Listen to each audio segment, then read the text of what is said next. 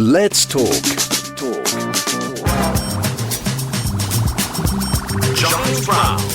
I have been looking forward to talking about this, for at least a week. Around the world, in 80 record stores, a guide to the best vinyl emporiums on the planet. It's the new book by Marcus Barnes, much loved and well-known music guru. If you want to know where to go and get techno in Berlin, or I don't know, Colombian flute music in the States, here is your man. Marcus, how are you, sir? Yeah, I'm very good, thank you. Thank you for having me. Pleasure's all mine. For those who don't know who you are, just explain a little bit by why you are eminently qualified to write this book. So I've been writing about music for 15 years now. I've been very heavily immersed mostly in dance music culture, but I've also been a vinyl collector for a good 10 years now.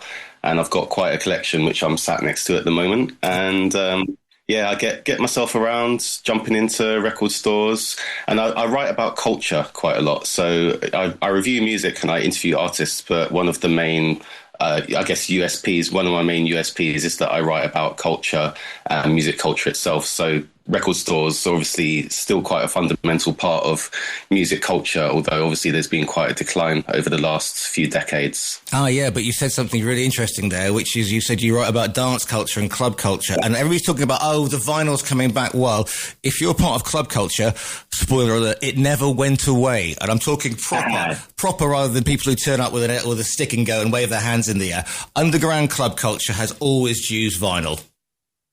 Yeah. Yep, there are a lot of DJs out there who have never ever stopped playing vinyl, and so maybe on the public side of things, there's been a decline because of the rise of digital media. But there are a lot of DJs that really hold dear to vinyl, and it's really crucial for them as I think maybe as like purists, I suppose, to sort of keep that culture alive, because that's what a lot of the especially older school DJs grew up on. But there are also a lot of young people out there that are embracing vinyl. Yeah, because they're discovering it and they're thinking, that's where that hook comes from. And, I remember when sort of the urban classic scene was going in London in the late 80s and the early 90s, and people would turn up with these imports they got from Chicago, from wherever they'd been off. And they'd done, and this was before sort of Tower Records was even a thing in the UK.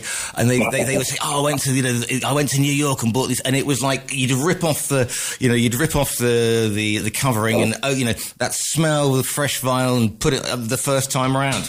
And, certain generations, that doesn't happen with streaming, does it? Say that again, sorry. That doesn't happen if you stream the latest Ed Sheeran. No, Christ, no.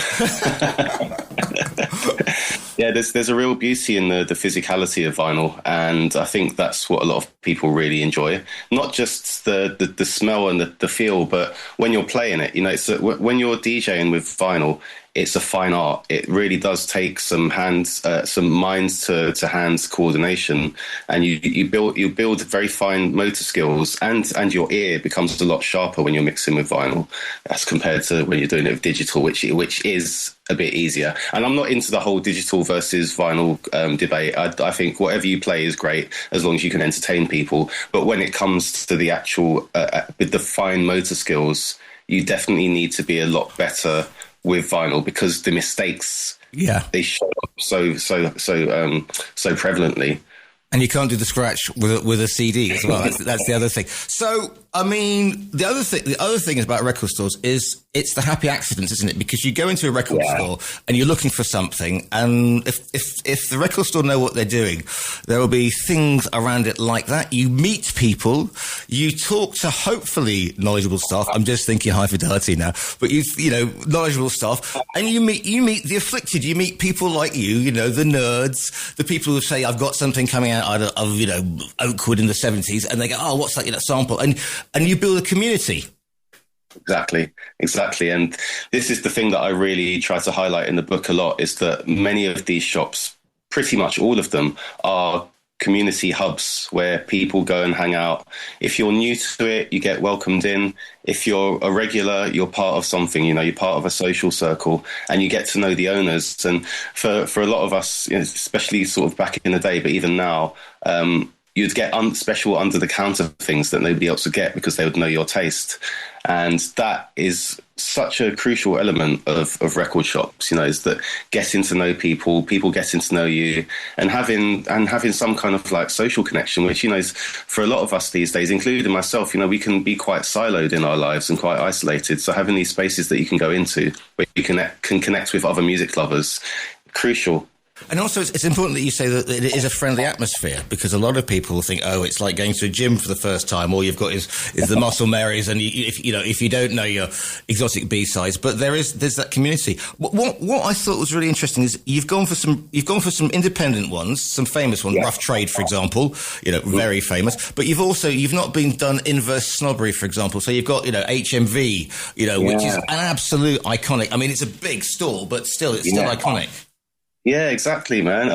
For me, it was really important to present a diverse spread of shops. I didn't want to just have like 80 underground electronic music shops, because I think that can ostracize people. And also as an entry-level record shop, HMV and all of your kind of high street ones, they're great. Like some people might feel intimidated about stepping into, say, Hard Wax in Berlin, where the owners might be a little bit snobby because they're so dedicated and committed to the sounds that they're into, and you might feel a little bit kind of like, well, I don't know if I can go in here, I don't know if I can talk to these people.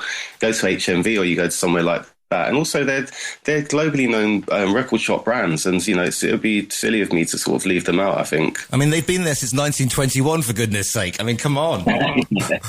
Exactly. And also you pick out sort of what we'll move away from making it completely UK based, but you pick out what they're known for. So if what the style of music is, so that must have been quite hard to categorize, or was it easier than you thought? It was a little bit difficult. I kind of, in my on a personal level, I shy away from genre categorization as much as I can. I'm more about sort of vibe versus like putting something into a tight box. But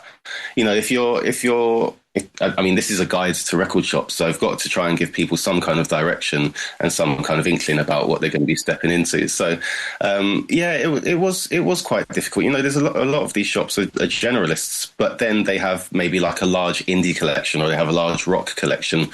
Somewhere like Andra Jazz in Sweden, like that's obviously clearly all about jazz, so that was quite an easy one. But yeah, you know what? It was such an interesting and insightful process for me, looking into all of the different places and doing my utmost really to help people to just know as much as they can before they get to the shop.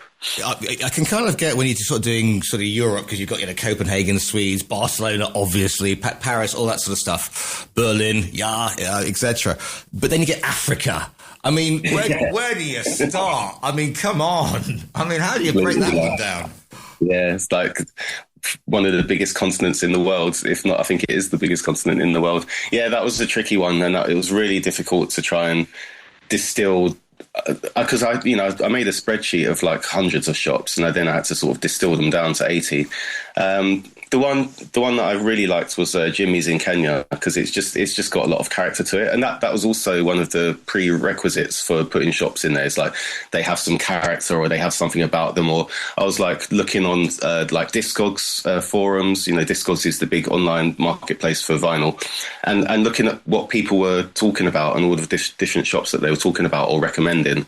And Jimmy's came up time and time again. I actually still talk to Jimmy on Facebook sometimes. Also interesting that you get the sort of the stores that were, or the places that were formerly behind the Iron Curtain, and that was like, it was dangerous to listen to music in the 80s in these places. So Warsaw, Prague. I mean, that's a really interesting one as well, isn't it? Yeah, big time. It's interesting how different forms of media can be connected to politics, and how you never really think about it, because lucky for us, we've grown up in the UK or in the West, where generally speaking we haven't had to really deal with anything like that. But I know a lot of DJs from Romania, and before everything came down over there, vinyl was very hard to get hold of, and they had to travel over to like their records, and it's led to it's been the catalyst behind a very, very healthy DJ culture over there, and the Romanian DJs are very, very well respected, and it's because it was a scarcity for them back then. So they have that much more passion and drive and commitment to vinyl. And when you're talking about record, I mean, there are some like, was it the Music Box in Liverpool, which is basically a beautiful slice of history. I mean, just great stuff. Is that one of the prerequisites as well? So it has to, it's not just the vinyl sitting there, but it's the vibe. It can be important in the act, because remember, you and I grew up probably listening to when you went out and bought, music when it came out on the very day, and there was that big build up, and you bought an album and you listened to the album in its entirety, so you got an idea, especially the concept album, about what they were trying to do. And so those of us of a certain age can remember places like the Music Box. Yeah, I actually was talking about this with somebody the other day about how excited you would be to know that something was coming out on the Friday, and how you'd go down to the record shop and there'd be lots of people almost queuing up or in a sort of scrum around the counter trying to get their copy of this new record that had come out. Music Box is a really interesting shop, and it has a space where you can go and chill out, and it's not just like one floor. I think there's a couple of floors there. Very, very old shop as well. It's been around for a long time, and there are several of those in the book as well. Like, I think there's one in Malta which claims to be the world's oldest record shop. And there's a really interesting story of that one. So I've come in to get my 78 change, that sort of thing, yeah? Yeah. A blogger actually looked into all of the records that they could find in Malta to try and work out if it was actually as old as it claims. And I think they never actually got to the bottom of it. But it's really interesting that somebody did a bit of investigative journalism to try and figure out if it was the world's oldest record shop. But yeah, Music Box, I might be doing a launch event up there for the book. So if anyone wants to follow me on Instagram, it's mgoldenbarnes, and I'll be announcing all of the different launch events on there. We talked about Africa being a bit different, but also America, because you go to New York and you just get overwhelmed, don't you, about, the clothing, New York taxis, and it's the music, and you've got Harlem and the whole thing. How on earth do you break country, West Coast, and not overlook, Chicago and, other little places like Austin, for example? Yeah, it's absolutely impossible, man. And I think I've had a little bit of criticism from people saying, oh, you left this out and you left that out. And it's like, it's so difficult. I mean, even though record shops have been on the decline over the last few decades, there are still so many out there, and there are so many different genres and everything to try and cover. And you know what? I did my very best, and but there was always going to be shops that were left out, unfortunately. But yeah, America's a really interesting place, really interesting place, and there's such a fertile culture for music and for record shops, and there's some really interesting shops over there. I think Amoeba is one of my favourites because it's just absolutely huge. As it would be being in America. Yeah. What do you think the future is for a very good friend of mine, he reached the age of retirement, and rather than take up golf, he opened his own independent music store in Teddington, right? Yeah. Oh, wow. And yeah, it's called here's a plug, it's called Rowan Records in Teddington, and he does events, got great coffee, has sends out, all the socials and stuff, record of the week, lets you know when stuff's coming. I mean, that's sort of what the independent bookshops do. Do you think that's the way that they're going to go, because it's to get that community sense? Yeah, I think so. I think you've got to have a little bit of something that allows people to feel comfortable coming into the environment. If you're serving coffees, or if you're doing something that's that little bit extra, then perhaps it just adds that additional element beyond the record shopping side, which, is still, these days especially, it's quite niche, isn't it? Being a record collector, let's face it. So if you can open it up a little bit to people and serve up coffees or croissants or whatever it is, and do something that's like, a bit loungy, have armchairs or something where people can sit down, or I don't know. I think I met quite a young guy the other day who's thinking about setting up his own record shop, and he was talking about a lot of different sides to it beyond just having a load of records for people to shop for. So you mentioned a tour. You're doing a book tour, are you? You're doing a few book launches. Where can people? I mean, are you looking forward to that one? People have to say, "Oh, you forgot this one in Sheffield. It's a really good one." So, I mean, how are you gonna do the tour, Marcus? So the idea is to stop off at a few of the shops that are in the book. So I'm still in talks at the moment and trying to firm everything up. But there's one in Bristol called Idle Hands who are open to it. We're looking at Dubai early next year. There's a shop over there called The Flip Side. Big shout to Shady, who's the owner there. And we're also looking at doing one in Lisbon. So Music Box in Liverpool, Bristol, Idle Hands, Flipside Dubai, and Fleur Discos in Lisbon. But there may be another one. There's Christina in London, which I'm also going to be talking to. So fingers crossed we'll have about 5 different things going on. So if people want to find out, the Lisbon one, that's like 5 hours striking distance from where I'm sitting at the moment. So if people want to follow you on the socials and find out where you will be appearing, or if they're based in the UK, what's your social media, Marcus? Where's the best place to find you? So across all of social media, it's M Golden Barnes, all one word. The book is called Around the World in 80 Record Stores. You can go to the virtual bookstore that we have on our own website. If you click on that, a well-known delivery service will winging its way towards you. The book is called Around the World in 80 Record Stores. You're going to have to do a second, aren't you? Because people are going to say you forgot this one. This could be the rest of your life, Marcus, if you're not careful. Continuity, isn't it? Yeah. The book is called Around the World in 80 Record Stores. It's by Marcus Barnes. Marcus, it's been an absolute pleasure to speak to you this morning.